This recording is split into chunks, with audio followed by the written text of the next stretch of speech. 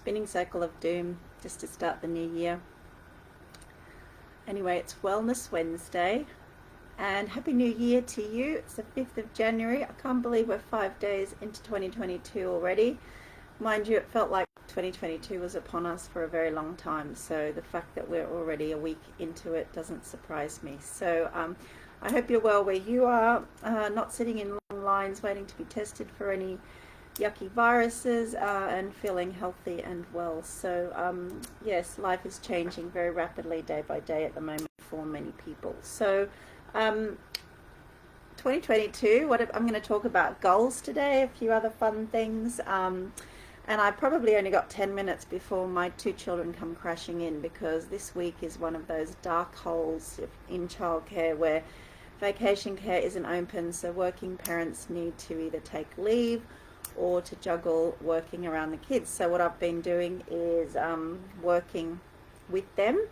So I've moved to a different area where we can sit together and they can do activities, and I can be working up and down from the computer, making snacks, picking up mess, doing stuff together. So just making them a part of the day, because it's less stressful rather than to try and keep myself separate and just let ABC kids do the child caring. That's not always possible when you've got 2 really young kids who can't look after themselves at all.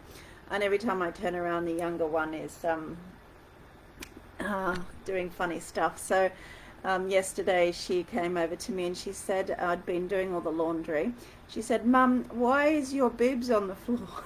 And I looked over and this had fallen out of my swimming costume in the wash, so my boob was on the floor. So I said, "Oh, thank you very much." So I thought I'd share that because that's quite funny, isn't it? And so it is a challenge, and it can become quite stressful when you've got a lot of things to do. And I worked all over Christmas and New Year because my husband was here. I took off Christmas Day and New Year's Day just to be fully present. But it was a good time for me to catch up and do all the things that I want to do for the year. And also on top of that, we're launching new software for a project in Brazil that I manage. So I spent a lot of time in Armenia and Brazil over the Christmas holidays, late at night, and that's coming along quite nicely. But it's interesting because this week with the black hole of childcare, I'm kind of in and out of my projects, in and out of my working routine, in and out of my patterns. So it makes it difficult to get what I call get into the flow and get a run. So you really become very good at finding those short windows and bursts of opportunity in which you can get things done, but also to make the kids as much of a part of my week as I can, so I don't feel like I'm being bad mum and compromising too much. You know, sometimes it can be nice, but it also can be stressful. So just now they were putting in their breakfast orders and I had to say, "Excuse me, this is not a restaurant." So anyway, the little one wanted mashed up omelette, which is actually scrambled eggs, but she calls it scrunched up omelette. So she's had some scrunched up omelette.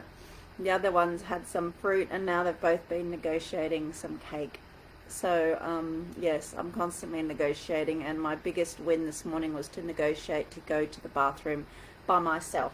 I did manage to negotiate that for myself, so I felt quite good, and they negotiated a little bit of cake after they've had their breakfast. So I'll be off to make cupcakes straight after this call. So what was I going to talk to you about today? A little bit about goal setting. So I'm not sure if you've done any goal setting or vision board setting, or talking about your resolutions or New Year's intentions. So how do we make a goal realistic and a reality? So one of the goals I have this year, which I've announced to people, is to run my first marathon. Never run a marathon before, never wanted really to run a marathon before, but I thought, actually, you know what, it could be cool to do that. And it would be something good to do before I'm 50. I'm 47 this year, so why not give it a go? So I told my family that I want to run a marathon in July. I told some friends and some running friends, and as a result of that, a few fun things have happened. So I told my friend who does run marathons, and she just bought herself a new Garmin, so she practically gifted me her almost new Garmin for a nominal price, which is good. So I've got a almost new second-hand Garmin, which I'm now wearing to help me with my running. I got new running shoes for Christmas, so I've been out and about making use of that. So it's been very hot, about 40 degrees, but I did manage to run 4 times already this week. So I'm really just trying to make the most of the time that I have to build up my fitness again with short distances while it's hot, so as the cooler weather arrives, hopefully by March, I can get longer runs, longer distance and cooler weather. So that's a little bit of a goal that I've set. It's a personal goal, personal challenge for myself, and something that I've shared with my family, because sometimes we keep our goals to ourselves, and that's okay, because sometimes it's uncomfortable to share all of your goals. But often if you verbalize your intention to yourself first and then share it with others, you're far more likely to stick to it, or you're far more likely to get motivation from either intrinsically or extrinsically from other people giving you support, and that can be really cool as well. So goals really need to be verbalized as much as they do internalized, because then it really gives them meaning and gives them a bit more power and gives you space to kind of then reflect on them and toy, why am I doing this? What is my why for doing this? What can I achieve out of this? What's the benefit for me? What's the benefit for others? And you can rationalize all of those things a bit better. So that's really cool. So I'm being called at the moment. So there'll be a little bit more running posts probably over the course of the next year. I'm not going to put loads of pressure on myself. It's just a personal goal, something that I can achieve just for me. I'm not aiming to smash any records or anything like that. January is also typically a time when we journal. So if you've read my book, Broken to Unbreakable, 12 Steps to an Unbreakable Mind, Body and Spirit, you'll know that step 1 starts in January. It's journaling, which aligns with January, and is a good time to be reflective, to do planning, and also to spend a bit more time getting to know yourself. Yes, hello. Could I'm talking at the moment. I have could I have some do you have a spare magnifying glass like Bobo? After this video I'll help you find a magnifying glass. Okay? No. Thank you. Borrow Cloda's and then I'll come down in a minute. Cloda doesn't want me to Bobo. Okay, well I'll find one for you. I'll find one for you in a minute. A magnifying glass. I had to use a magnifying glass this morning to read the note that the tooth fairy left last night, because the writing was so small I couldn't read it without my glasses and a magnifying glass. So that's a learning. But journaling, yes, so journaling. So in my journaling I've been doing some reflection, I've been doing some planning, I've written a new poem, I've written 5-year goals, 1-year goals, 6-month goals, monthly goals. I've also been doing a little bit of brain training, so training my subconscious brain to have new messages, new coding, and also about visualizing the reality that you would want. So that's been really cool. Brain training for 2022. And my big goals, as well as just being more consistent, and having support teams. So this year I'm calling them, so my journal is wild bee. So rather than having what's typically known as a tribe or a herd, it's more, I want to have a swarm of people supporting me. So a swarm of bees around me, mother bees and daddy bees and queen bees and baby bees supporting me this year. So I'm manifesting a swarm of bees to help me. What else? I've written down here the title of book number 6. So book 4 and 5 are in production. So book 6 hopefully will be out for Christmas next year. So I've written down the title of that. 2/3 of the content is written. I just need to try and figure out how I'm going to put it together in a creative and inspiring way.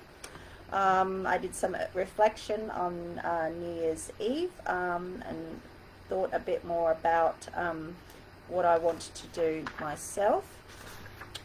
And what else have I got here? Yeah, so that's a lot of it really. So those are my kind of journaling things over the first 5 days of January. It's a good time to go deeper into your journaling. I've also been doing decluttering. So earlier in December I went to the Year of the Water Tiger workshop here in Townsville, and we heard about the energies that are coming for 2022, and I applied those energies over the map of my house, and I've been going through my house and decluttering and sorting and redecorating and doing things like that. My family noticed changes, and yesterday I was interviewed by Body and Soul magazine talking about how to use Feng Shui in your home to improve relationships. So that interview should be published today. And as I was talking about it, the lady said, "Oh, you sound quite knowledgeable about this." But I can only thank my friend Jan Lees for that, because I have learnt a lot of knowledge about Feng Shui in the last 3 years from her. So I was able to kind of talk knowledgeably about it, which was lovely. Oh, be careful. And then this week we are finalising the planning for our writers' workshop, which happens next week. So that's Thursday, Friday, Saturday here in Townsville. It's for children aged, in a moment, I'll push you in a moment, 11 to 14-year-olds. We're going to help them to write a book. So they'll learn about writing, editing, publishing, selling, and illustrating their own books. So that will be really cool. I'm looking forward to that. And over Christmas and New Year, there was a lot of bookings that came in for retreat number 4, which is at Airlie Beach, 18th to 20th of March. So if you want a spot, please let me know as soon as possible, because it's very fast filling up, and I put the link below for that. Yeah, I'll push in a second. I'm almost finished. So what else? Decluttering, tidying. We're looking at school uniforms today. We'll be making cupcakes, and we'll be getting our work done, won't we, Cara? Yes. What kind of cupcakes are you going to make? White cupcakes. Cupcakes with white icing, yes. Have I finished everything I wanted to? Oh, I wanted to mention a bit about project management. So, Project Management 101. So, when you're a project manager, you don't need to be an expert in everything, but you need to think about the big picture, and you need to be able to ask stupid questions, and you need to be able to challenge people, because when there's a term called disruptive technologies. So before Garmin and all these other gadgets came along, we just had, excuse me, we had regular watches and we had stuff. And then when technology like Garmin and GP, excuse me, I am speaking. When Garmin technology came in, it could have been known as disruptive technologies. So what we're in the process of doing at the moment is launching some new technology in Brazil, which could be known as disruptive technologies. So I've been getting the team to think differently about how and why we're doing things, how we're communicating about it, and we've got a range of different skill sets in our team. Because no matter what type of business you have, if you employ... Excuse me, that's not right. People are listening to me talking. Just a moment.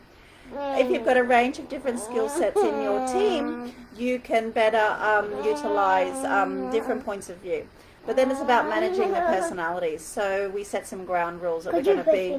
In a second. We're going to... She wants to be pushed around in my office chair. If you set some ground rules, and our ground rules this year are self-awareness, kindness, and respect. So ground rules mean how we interact with each other, how we listen to each other's point of view, how we're not afraid to ask the stupid questions, and how we're going to challenge each other to support each other, because I get really fed up with cross-functional working where the functions are not supportive of each other and everyone blames each other. So I've said there's no such thing as cross-functional working. We're all one team and we're all responsible for the output and the outcome of each other. So now that we have those rules in place and we've agreed on them, we can be better equipped to deal with all the challenges and the workload that we need to get done.